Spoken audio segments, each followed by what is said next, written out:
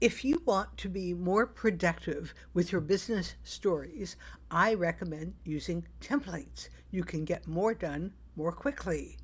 A good story template will remind you of what's important to include in a business story so you won't forget an important part that is the part that will lead to sales. It also helps you stand out so you don't sound like yet another AI voice out there. This episode introduces a really good template based on the Christmas song. It might be a little cheesy, Rudolph the Red-Nosed Reindeer. It's not my template. This comes from Anne Handley's book, Everybody Writes, which I heartily recommend. I customized her template to help service based entrepreneurs. She talks mostly about using a modification for products in a marketing context. So, welcome to Strategic Storytelling. I am your host, Kathy Goodwin, and today I'm going to introduce you to a template I came across just the other day. It's from the book by Anne Handley, Everybody Writes. And you don't have to take notes. I've created a guide to this template that you can download, and the link is in the show notes. What I like about that book is that Anne Handley comes right out and says that a marketing story is not a fairy tale. She shares several elements of a good marketing story, and I especially liked her example of making a business story from the Christmas song Rudolph the Red-Nosed Reindeer. In the unlikely event you don't remember the story or you never heard it, Rudolph was born with a bright red nose that glowed, and the other reindeer laughed at him because he was different. But one day, Santa needed a bright light to guide the sleigh through a foggy night, so he selected Rudolph to lead the pack. And after that, Rudolph was included and welcomed into the fold with the other reindeer. Now, you may be skeptical about the reindeer's reaction. I mean, wouldn't they be a little bit jealous? And you might question the value system of accepting someone because of what they contribute. But hey, that's business, and that's another story. Ed Handley said the story has these parts. First, we have the guide who solves the problem.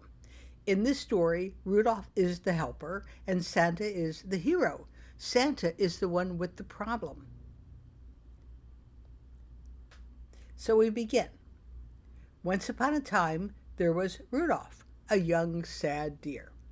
Second, what can he do? He has a very bright nose that can light up a room.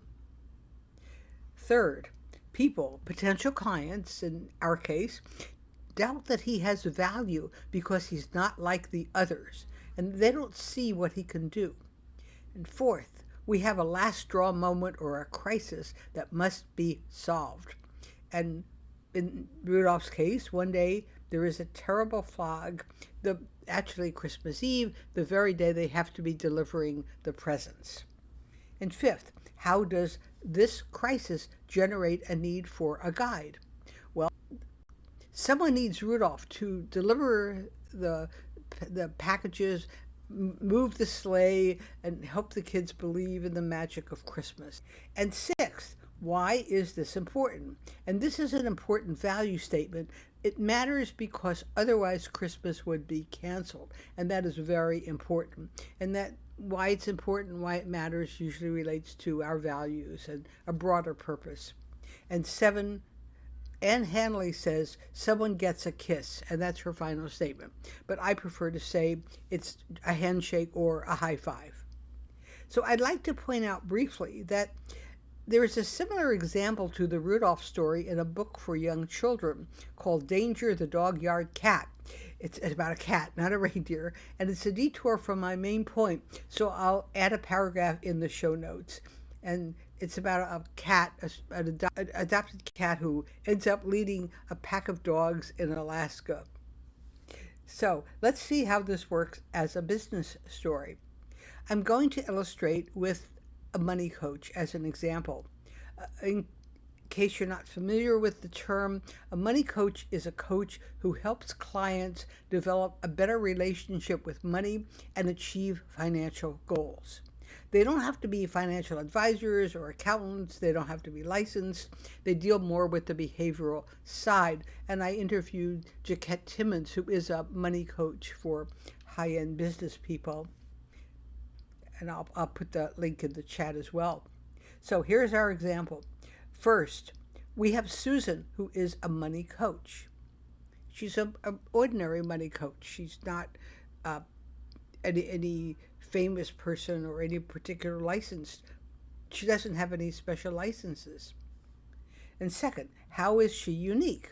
Well, Rudolph had a nose, and Susan, our money coach, has a gift for helping people build a better relationship with money.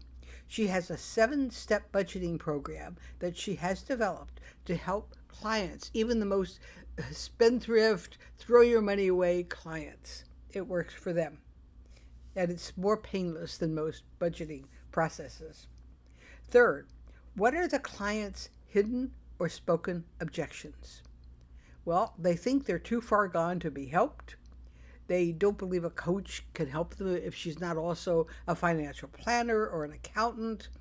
They might have all other kinds of objections or doubts. I prefer the term objections, which is a marketing term. And fourth, what was the client's last straw moment that led them to hire a coach? Remember, with Rudolph, it was the fog on Christmas Eve. Here, and almost every client you have will have a last straw moment. There's something that breaks just before they pick up that phone to call you, almost always. The client, in this case, gets tired of dealing with demanding, unresponsive landlords. Her last one was ridiculous and quirky and hard to deal with. So she really wants to buy a house or a home, but doesn't see how that is possible. Or another possible last straw moment, another client has been working his butt off and really wants to go on a glorious vacation for himself and his wife. Fifth, how does that generate a need for a guide? And this is important. A lot of people leave that bridge out of stories about from the last straw moment to why you need a guide. Because if you could solve it yourself, you wouldn't hire anybody, right? And these potential clients, in this case, realize they cannot do it themselves, or they want access to a system that has been proven to work for other people. Sixth, and here's where we get into values. Why is this important? Why does it matter? If the clients don't resolve their money problems, they'll be out on the street, or they can't deal with another landlord without going crazy. Or, and again, this is more value-based, maybe he has been warned to take time off to avoid a heart attack, or he wants to go on a special trip to help his marriage, or bring family together.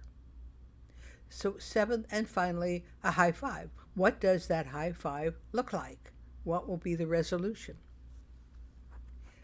Now, what do I like about this template? First, it puts the focus on the client as hero. It's not the story of the coach. And second, it covers all the points you might want to make in a story. It's a variation of a success story, and a success story is the most effective at telling what you do. Also, it clarifies roles. In the Rudolph story, the hero is not Rudolph, it's Santa. Santa has the problem, and Rudolph solves the problem. It's like when I analyze the Cinderella story, and I find that the godmother is really the guide because she solves the problem, and Cinderella is the hero. She is the person who experiences the problem and needs the coach. And with the money coach, it's the client who has the problem with budgeting or saving money or investing money. And I cannot resist pointing out that the Rudolph story and the Cinderella story both depend on luck, not craft or strategy. And that's the way most fairy tales work. And that's why I say business stories are not fairy tales. Rudolph has his bright, shiny nose, and Cinderella's godmother has a magic wand. But then again, if you've done a really great job, your clients might feel that you performed magic yourself, or at least used your unique gifts and talents to get a result. In fact, I have another podcast episode where I point out that people often value natural gifts more than hard work when they evaluate someone in some circumstances. And now I hope you've enjoyed this episode. I've also prepared a short download that you can request. I wrote up a summary of Anne Handley's template tailored for small service-based businesses or solopreneurs. It's currently free, but at some point you may find that a price tag has been added. What I've done is given you a template that you can use for a podcast and 2 examples that show how you can apply this to solopreneurs or service-based businesses. And I give it a little bit more depth. So thanks for joining me on this podcast. Please leave a rating and a review if you enjoyed learning about this template. That's how we grow. That's how people find out about this podcast. Please tell your colleagues and your friends, your business friends, and come visit my website, kathygoodwin.com. That's Kathy with a C. Goodwin has 2 O's, where I have free and paid offers for you. If you'd like to work with me, I'd recommend the Strategic Intensive, which is a powerful 90 minutes where we dig in and, in some cases, revise your marketing or your entire approach to marketing. So thanks again for listening and have a wonderful rest of the day.